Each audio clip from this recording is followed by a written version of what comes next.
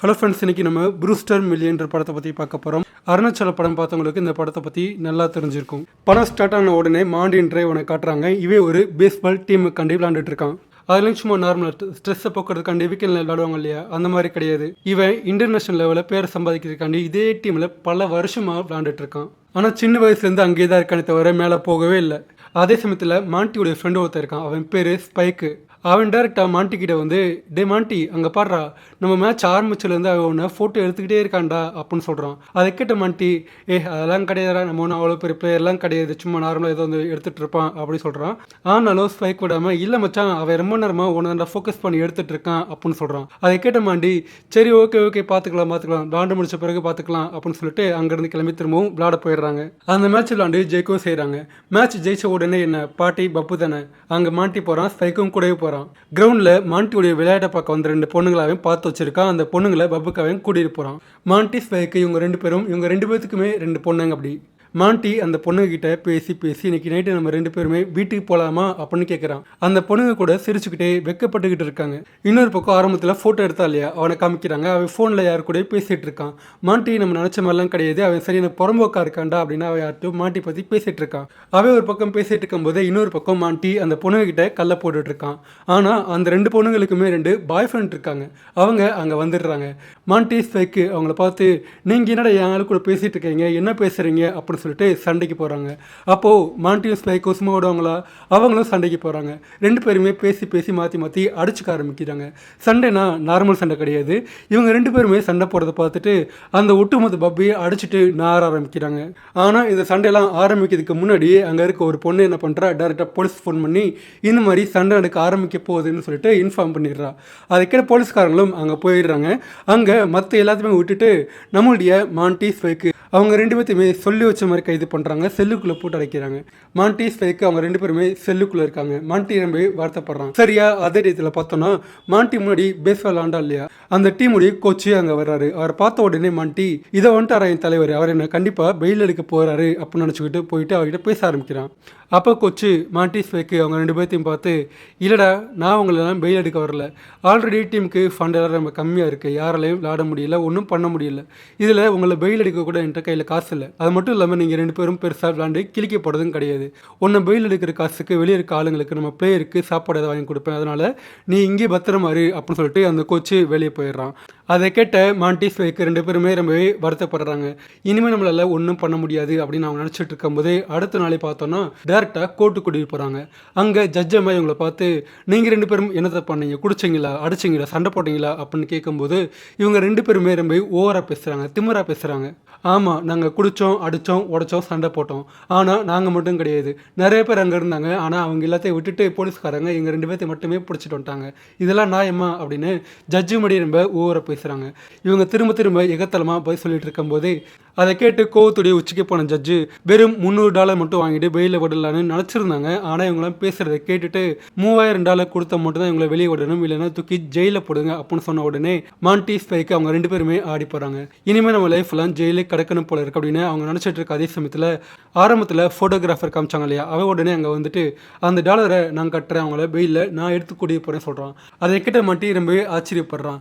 என்னுடைய வயசுக்கு மரியாதை கொடுத்து என்னுடைய ஆடத்தை பார்த்து ஏதோ ஒரு பெரிய டீம்காரங்க எடுக்க போகிறாங்க போல இருக்கு அப்படின்னு நினச்சிட்டு அவன் சந்தோஷமாக ஃபோட்டோகிராஃபர் கூட போகிறான். கட் பண்ண அந்த ஃபோட்டோகிராஃபர் மாண்டி ஸ்பைக்கு 2 பேர்த்தையுமே நியூயார்க் கூட்டிகிட்டு போயிருக்கான். அங்கே ஒரு பெரிய சாஃப்ட்வேர் பில்டிங் மாதிரி இருக்குது, அதுக்குள்ளே இவங்க 2 பேர்த்தையும் கூட்டிகிட்டு போகிறான். அதை பார்த்த மாண்டி ஸ்பைக்கு அவங்க 2 பேருமே ஃபோட்டோகிராஃபர் கிட்ட போயிட்டு, நீ எங்களை எங்கே கூட்டிகிட்டு வந்திருக்க, நம்ம இப்போ எங்கே போயிட்டுருக்கோம் அப்படின்னு கேட்கும்போது அதை கேட்ட அந்த ஃபோட்டோகிராஃபர், அப்போ நான் ஒரு லா ஃபார்மில் ஒர்க் பண்ணிட்டு இருக்கேன், அவங்க சொன்னபடி தான் நான் இப்போ செஞ்சுட்டு இருக்கேன், இப்போ அங்கே தான் போயிட்டு இருக்குன்னு சொன்ன உடனே இவங்களும் ஆச்சரியப்படுறாங்க. எதுவும் பேசாமல் அவங்க கூட சேர்ந்து லா ஃபார்ம்குள்ளே போகிறாங்க. அங்கே போன உடனே ஒரு பொண்ணு மாண்டியை மட்டும் தனியாக கூட்டிகிட்டு போயிட்டு ஒரு அறைக்குள்ளே போகிறாங்க. அங்கே போனால் பெரிய லாயர்ஸ்லாம் இருக்காங்க. ஆக்சுவலாக பார்த்தோன்னா இவங்க எல்லாருமே ஒரு வயசான ஆள் இருக்கான், அவனுக்கு கீழே வேலை பார்த்துட்டு இருக்காங்க. அந்த வயசானவருக்கு ஆக்சுவலாக என்னாச்சுன்னு பார்த்தோன்னா அவர் ஒரு பெரிய கோடீஸ்வரர், நிறைய கோடி கணக்கில் பணம் வந்து அவர்கிட்ட இருக்குது, கொட்டி கிடக்கு. அவருக்கு இடையில என்ன இருக்குன்னு பார்த்தோன்னா அவர் மனைவி கூட சண்டை போட்டு வீட்டை விட்டு வெளியே போயிடுறாரு. இடையில பாதி வருஷம் அவர் எங்கே போனார், அவருக்கு என்னாச்சுன்னு யாருக்குமே எதுவுமே தெரியல. ஆனால் ஒரு பக்கம் அவருடைய கம்பெனி மட்டுமே சூப்பராக போயிட்டு இருக்கு, நிறைய லாபம் வந்துட்டு இருக்கு. அப்படி எல்லாமே நல்லா போயிட்டு இருக்க அந்த சமயத்தில் அந்த கிழமை ஒரு வீடியோ ரெக்கார்ட் பண்ணி அதை இந்த லாயர்ஸ்க்கு வந்து அனுப்பி வச்சிருக்கான். அவருடைய வாரிசு லிஸ்ட் எடுத்து பார்க்கும்போது தான் அதில் ஒரே ஒரு பையன், அதாவது அந்த சொத்துக்கெல்லாம் வாரிசு அப்படின்னு யாருன்னு பார்த்தா அதான் நம்ம மாண்டி. மாண்டி கூட அந்த தாத்தா மாதிரி சின்ன வயசுல வீட்டை விட்டு ஓடி போயிட்டான். இப்போ கண்டுபிடிச்சிங்க கூடி வந்திருக்காங்க. மாண்டி அந்த விஷயத்தெல்லாம் கேட்ட பின்னாடி சொத்தெல்லாம் எங்க அப்படின்னு கேட்கும்போது அங்க இருக்க லாயர்ஸ் எல்லாம் வா முதல்ல வீடியோ பார்ப்போம் அப்படின்னு சொல்றாங்க. அருணாச்சலம் படம் பார்த்தவங்களுக்கு அந்த வீடியோட கண்டென்ட் என்ன அப்படின்னு நல்லா புரிஞ்சிருக்கும். வீடியோ ஸ்டார்ட் ஆன உடனே மாண்டி அந்த தாத்தாவை பார்க்கறான். பார்த்த உடனே அதிர்ந்து போறான். ஏன்னா மாண்டி கருகருன்னு இருக்கான், அந்த கிழவன் செவச்சவன் இருக்கான். ஆனா அதுக்கெல்லாம் அந்த கிழவன் ஸ்டார்டிங்ல ஒரு விளக்கம் கொடுக்குறான். இந்த வீடியோவை என்னுடைய எந்த பேரன் பார்க்கறா, எந்த பேத்தி பார்க்கறான்னு எனக்கு தெரியாது. ஆனா ஒன்று மட்டும் நினைப்பில் வச்சுக்கோங்க, எனக்கு மொத்தம் 2 பொண்டாட்டி, வெள்ளை கருப்பு, பிளாக் அண்ட் ஒயிட்டு. அவங்க 2 பேர்த்தையுமே நல்லா பார்த்துக்கிட்டேன்னு ஆரம்பிச்சு நிறைய கதைலாம் சொல்லிட்டு இருப்பான். ஃபேமிலியுடைய சொந்த கதை, சோக கதை எல்லாத்தையுமே சொல்லி முடிச்ச பின்னாடி ஃபைனலாக என் அப்பா என்ன சின்ன வயசில் காசு கேட்டதுக்காண்டி நிறையா அடிச்சிருக்காரு, திட்டிருக்காரு. அதனால வரப்போகிற இந்த பையனுக்கு வந்து காசுடைய அருமை நல்லா தெரியணும். அந்த வேல்யூ தெரியணும்னா அதுக்காக ஒன்று பண்ணணும். 30 நாளில் $30 மில்லியன் செலவு பண்ணி ஆகணும். ரொம்ப பெரிய பணம் அது அப்படின்னு அருணாச்சலம் படத்தில் டீட்டெயிலாக சொல்லுவார் இல்லையா, அது மாதிரி டீட்டெயில் எல்லாம் சொல்லி முடிக்கிறாரு. 30 நாள் ஆன பிறகு உங்ககிட்ட சல்லி பைசா கூட இருக்கக்கூடாது, வாங்கினது வச்சுக்கிட்டதுன்னு எதுவுமே இருக்கக்கூடாது, எல்லாமே காலியாக இருக்கணும். அதே மாதிரி எந்த ஒரு பொருளையுமே அதிக காசு கொடுத்து வாங்கக்கூடாது. ஒரு மனுஷனுக்கு பணம் கொடுக்கறது அப்படின்னா கூட அவனுடைய வேல்யூக்கு ஏற்ற மாதிரி தான் கொடுக்கணும். அளவுக்கு அதிகமாக தான தர்மம் பண்ணக்கூடாது. நான் உனக்கு கொடுக்குற பணத்தில் வெறும் 5% மட்டும் தானமாக கொடுக்கலாம், வெறும் 5% கேம்லிங் ஆடலாம். அப்படி நீ செலவு பண்ணி 30 நாள் கடைசியில் உன் கையில் சல்லி பைசா கூட இல்லை அப்படின்னா என்னுடைய மிச்சம் இருக்க எல்லா பணமும் சொத்தும் உனக்கு தான். அப்படி இல்லைன்னா இந்த பணம் எல்லாமே நார்மலாக அனாதாசிரமம் இல்லை ஹாஸ்பிட்டலு சேரிட்டி அந்த மாதிரிலாம் கிடையாது, இந்த லா ஃபார்முக்கே போய் சேர்ந்துடும் அப்படின்னு சொல்லிட்டு அவர் எழுதி வச்சிருக்காரு. அப்படி இல்லை இந்த போட்டியெல்லாம் எனக்கு வேண்டாம் அப்படின்னு நினச்சேன்னா நான் உனக்கு 1 மில்லியன் பணம் தரேன், அந்த பணத்தை மட்டும் எடுத்துட்டு நீ தாராளமாக இங்கேருந்து வெளியே போயிடலான்னு கடைசியில் ஒரு கண்டிஷன் போடுறான். அதை கேட்டு நம்ம மாண்டி அந்த பந்தயத்தை ஒத்துக்கிறான். அதுக்கப்புறமா அங்கே இருக்க லாயர்ஸ் எல்லாம் ஒன்றா சேர்ந்து மாண்டி கிட்ட பேசுகிறாங்க, அந்த பொறுப்பை ஒப்படைக்கிறாங்க. அது மட்டும் இல்லாமல் அதுக்கு முன்னாடி இந்த பணம் எல்லாத்தையுமே நீ எப்படி செலவு பண்ணுற அதுக்கெல்லாம் கணக்கு வேணும், அதனால எங்கள் சைட்லேருந்து ஒரு ஆள் அந்த கணக்கெல்லாம் பார்ப்பாங்க அப்படின்னு ஒரு பொண்ணை கூப்பிடுறான். ஆனால் அந்த விஷயத்த அந்த பொண்ணுக்கிட்ட சொல்லாமல் அவனுக்கு பிஏவா அப்பாயின் பண்ணுறாங்க. மாண்டியும் அந்த பொண்ணை கூட்டிகிட்டு அங்கேருந்து வெளியே போகிறான். வெளியே போன உடனே என் ஃப்ரெண்டு ஸ்பைக் அங்கே நிற்கிறான். அந்த கண்டிஷன் எதையும் சொல்லாமல் இவ்வளோ பணம் நமக்கு கிடச்சிருக்கு, நம்ம பெரிய பணக்காரங்க, செலவு பண்ண போகிறோம், நல்லா வாழ போகிறோம் அப்படின்னு சொன்ன உடனே ஸ்பைக்கு ஆனந்தப்படுறான். அதுக்கப்புறம் அவங்களாம் கிளம்பி நேராக பேங்க் போகிறாங்க. அங்கே உண்மையிலே பணம் இருக்கா இல்லைன்னு செக் பண்ண தான் மாண்டி வந்து அங்கே போகிறான். அங்கே போயிட்டு பார்க்கும்போது பேங்க் லாக்கர் ஃபுல்லாமே அவ்வளோ பணம் கொட்டி கிடக்கு. இப்படி மாண்டி அந்த பேங்க் மேனேஜர் கூப்பிட்டு இவ்வளோ பணத்தையுமே நாங்கள் இப்போ எடுக்க போகிறோம் அப்படின்னு சொன்ன உடனே பேங்க் மேனேஜர் சார் இவ்வளோ பணத்தையுமே ஒரே இருக்காதீங்க, இங்கே வச்சுருங்க, உங்களுக்கு அதிகப்படியான இன்ட்ரெஸ்ட்டாக நான் வாங்கி தரேன். அது மட்டும் இல்லாமல் இன்னும் நிறைய ஃபீச்சர்ஸை நான் உங்களுக்கு கொடுக்குறேன். உங்களுக்கு எப்போல்லாம் பணம் தேவைப்படுதோ, எவ்வளோ பணம் தேவைப்படுதோ அப்போல்லாம் நீங்கள் இதை வித்ரா பண்ணிக்கலாம், அதுக்கு நான் பொறுப்பு அப்படின்னு சொல்லும்போது மாண்டி அதுக்கு ஒத்துக்கல. மாண்டி கொஞ்சம் யோசிச்ச பின்னாடி என் கண்டிஷனுக்கு நீ ஒத்துக்கிட்டேன்னா நான் என் பணத்தை இங்கே வைக்கிறேன், நான் என் பணத்தை இங்கே ஸ்டோர் பண்ணுறதுக்கு நானே உனக்கு பணம் தர்றேன். அது மட்டும் இல்லாமல் இங்கே வேலை பார்க்குற ஸ்டாஃப் எல்லாத்துக்குமே அந்த பணத்தை மெயின்டைன் பண்ணுறதுக்காண்டி சம்பளத்தையும் நானே கொடுக்குறேன், அதுக்கெல்லாம் உனக்கு ஓகேவா அப்படின்னு கேட்கும்போது பேங்க் மேனேஜர் வாயடிச்சு போகிறான். அதை பார்த்த மாண்டி கூட வந்த அந்த பொண்ணு அக்கௌண்ட் எல்லாம் படிச்சு தான் வந்திருக்காங்க. இவ என்ன லூஸ் மாதிரி ஒரு பணத்தை செலவு பண்ணிட்டு இருக்காங்க, இது எல்லாமே நமக்கு தான் நட்டணும், உனக்கு தெரியாதா, இதெல்லாம் தெரிஞ்சுதான் பண்றியா, இதெல்லாம் நான் மேனேஜ் பண்ணி ஆகணுமா அப்படின்னு அவனை பார்த்து கேட்குறாங்க. மாண்டி அதை பார்த்துட்டு ஆமான்னு சொல்லிட்டு சிரிச்சுட்டு பின்னாடி திரும்பி பார்க்கும்போது அங்கே ஒரு செக்யூரிட்டி கார்டு நிற்கிறான். அவன் பார்க்க மலை மாடு மாதிரி நிற்கிறான். பார்த்த உடனே இப்போ ஏற்பட்ட ஆளுங்க வந்து நம்ம கூட வந்து நமக்கு சேஃப்டியாக இருக்கும் அப்படின்னு, தம்பி உன்னுடைய சம்பளம் எவ்வளோப்பா அப்படின்னு கேட்கும்போது அவன் ஒரு அமௌண்ட்டை சொல்கிறான். உடனே மாட்டி அந்த பேங்க்கில் வேலை பார்க்குற எல்லா செக்யூரிட்டி கார்டையும் பார்த்து நீங்களாம் என் கூட வந்து எனக்காண்டி வேலை பார்த்தீங்கன்னா நீங்களாம் கனவுல கூட நினச்சி பார்க்க முடியாத அளவுக்கு அவ்வளோ பணம் தர்றேன் அப்படின்னு சொல்கிறான். ஆனால் அங்கே இருக்க செக்யூரிட்டி கார்ட்ஸ் யாருமே அதுக்கு ஒத்துக்கல. ஏன்னா மாட்டி வெறும் 1 மாதத்துக்கு மட்டும்தான் வேலைக்கு வர சொல்கிறான். அப்போ அவங்களாம் அதை யோசிச்சு பார்த்துட்டு நம்ம இவன் பின்னாடி போனால் வெறும் 1 மாதம் மட்டும் தான் சேலரி கிடைக்கும், மிச்ச காலம்லாம் நம்ம என்ன பண்ணுறது, அதனால எங்களால் வர முடியாது அப்படின்னு சொல்கிறாங்க. ஆனால் மாண்டி விடாமல் அவங்க எல்லாத்தையுமே காம்ப்ரமைஸ் பண்ணுறான். ஏன்னா நம்ம மாண்டி வந்து இப்போ சின்ன ஆள் கிடையாது, ஒரு மிகப்பெரிய கோடீஸ்வரன், கண்டிப்பாக வந்து செக்யூரிட்டி கார்டு தேவை அப்படின்னு நீங்கள் எவ்வளோ பணம் வேணுமோ கேளுங்க, அதை நான் கொடுக்குறேன்னு சொல்கிறோம். அவங்களாம் பேசி ஒரு அமௌண்ட் சொல்கிறாங்க. அதுக்கு மாண்டி ஒத்துக்கிறான். அதை பார்த்த மாண்டி கூட இருக்க அந்த பொண்ணுக்கு பிடிக்கவே இல்லை. அதே மாதிரி ஸ்பைக்கும் ரொம்ப கோவப்படுறான். ஸ்பைக்கு மாண்டி கூட சின்ன வயசுலேருந்து ஒன்றா இருக்கா, 2 பேரும் ஒன்றா தான் வளர்ந்தாங்க. உடனே ஸ்பைக்கு மாண்டி கிட்ட போயிட்டு இங்கே பாரு மச்சான், நம்ம எல்லாமே ஒரு 1/2 நாளே வந்து பிஸ்கட் தின்னு கழிச்சோம், அப்படிப்படி நமக்கு வந்து இவ்வளோ பணம் கிடச்சிருக்கு, அதனால இவ்வளோ பணத்தை இவ்வளோ ஈஸியாக செலவு பண்ணுறது வந்து ரொம்ப ரொம்ப தப்பு, நம்ம கொஞ்சம் சேர்த்து வைக்கணும்டா, நமக்கு பணம் தேவை அப்படின்னு சொல்லும்போது மாண்டி அது கொத்துக்கல. அது மட்டும் இல்லாமல் மாண்டி அப்போவே அந்த பேஸ்பாலோடைய கேப்டன் இருக்கா இல்லையா, அவர் கால் பண்ணிவிட்டு இங்கே பாருங்கள் நம்ம டீம் இருக்கு இல்லையா, அந்த டீமை நானே வாங்கிக்கிறேன், உங்களுக்கு தேவையான காசு எல்லாத்தையுமே நானே கொடுக்குறேன், ஸ்பான்சர் நான் பண்ணுறேன், சாப்பாடுலேருந்து ட்ராவல் பண்ணுற வரைக்கும் எல்லா அலவன்ஸையும் நானே பார்த்துக்கிறேன், நம்ம டீம் ஜெயிக்கணும் அப்படின்னு சொல்கிறான். ஆனால் அதை கேட்ட நம்ம கோச்சு மாண்டியை கலாய்க்கிறான். இங்கே பாடுறா நீ இப்போ ரொம்ப ஓவராக குடிச்சுக்குன்னு நினைக்கிறேன், போதை தெரிஞ்ச பிறகு கால் பண்ணு அப்படின்னு சொல்லிட்டு அந்த காலை கட் பண்ணுறான். சீன் கட் பண்ணால் மாண்டி வீட்டுக்கு போகணும். ஆனால் போக ஒரு கார் இல்லை, அதனால வழியில் வர ஒரு டாக்ஸி நிப்பாட்டுறான்.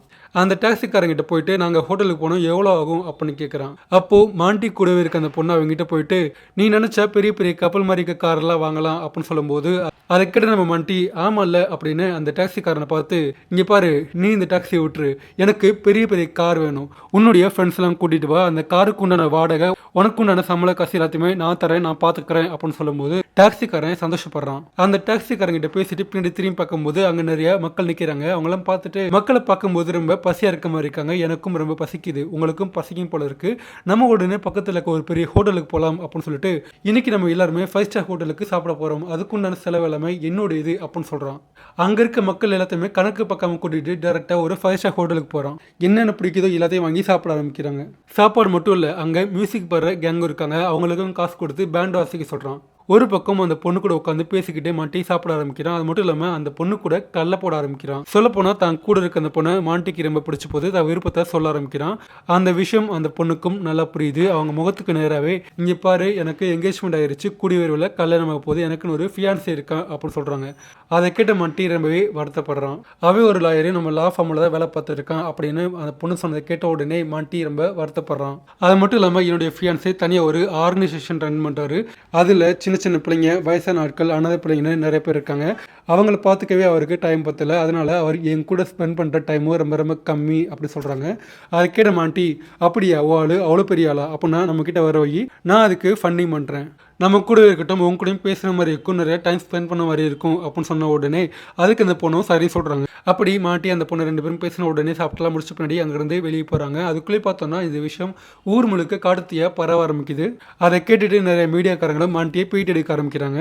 நம்ம மாண்டியும் அந்த வாய்ப்பை நல்லா யூஸ் பண்ணிக்கிட்டு நான் ஒரு ஃபண்டிங் கம்பெனி ஆரம்பிக்க போகிறேன், நம்ம நாட்டில் நிறைய இளைஞர்கள்கிட்ட ஐடியா இருக்குது, ஆனால் அதை முன்னுக்கு எடுத்துகிட்டு போக யாருக்கிட்டையுமே பணம் கிடையாது, அது எல்லாத்தையுமே நான் பண்ண போகிறேன், ஒரு புது கம்பெனி ஆரம்பிக்க போகிறேன், அந்த கம்பெனிக்கு என்னுடைய ஃப்ரெண்டு ஸ்பைக்கு தான் CEO அப்படின்னு அவங்க எல்லாரும் மட்டுமே அறிவிக்கிறான். கட் பண்ணால் நம்ம மாட்டி புதுசாக ஒரு கம்பெனி ஆரம்பிக்கிறான். அந்த கம்பெனியை ரன் பண்ண ஒரு பெரிய 7 ஸ்டார் ஹோட்டலை வாடகைக்கு எடுக்கிறான். அங்கே வேலை பார்க்க புதுசு ஆட்களை நியமிக்கிறான். அவங்க எல்லாத்துக்குமே நிறைய சம்பளம் கொடுக்குறான். அது மட்டும் இல்லாமல் அவங்க எல்லாருமே அந்த ஹோட்டலில் ஸ்டே பண்ண ஒரு ஆளுக்கு டபுளாக பே பண்ணுறான். கம்பெனியை ரன் பண்ண போகிறேன் அப்படின்ற பேரில் காசை தனியாக செலவழிக்க ஆரம்பிக்கிறான். அடுத்த சீன்லேயே மாண்டியை பார்த்து பேச ஏஞ்சலாவுடைய அந்த பொண்ணுடைய காதலன் அங்கே வர்றான். வந்த உடனே மாண்டி அவங்க கையில் நிறைய பணத்தை கொடுத்து நீ நிறைய நல்ல விஷயம்லாம் பண்ணிட்டு இருக்கேன்னு கேள்விப்பட்டு அதுக்கெல்லாம் இதை வச்சுக்கோ, செலவு பண்ணிக்கோ அப்படின்னு சொல்லிட்டு கொடுக்குறான். அது மட்டும் இல்லாமல் நீனும் நிறைய பேத்துக்கு ஹெல்ப் பண்ணணும், அதுக்கு எவ்வளோ பணம் தேவைப்படுதோ என்கிட்ட கேளு, நான் தாராளமாக உனக்கு தரேன்னு சொல்கிறான். அதாவது நம்ம ஆளுக்கு இருக்க கண்டிஷனில் ஒன்று என்னென்னு பார்த்தோன்னா அவங்ககிட்ட இருக்க பணத்தில் சுமார் 5% வரைக்கும் டொனேஷனாக கொடுக்கலாம்.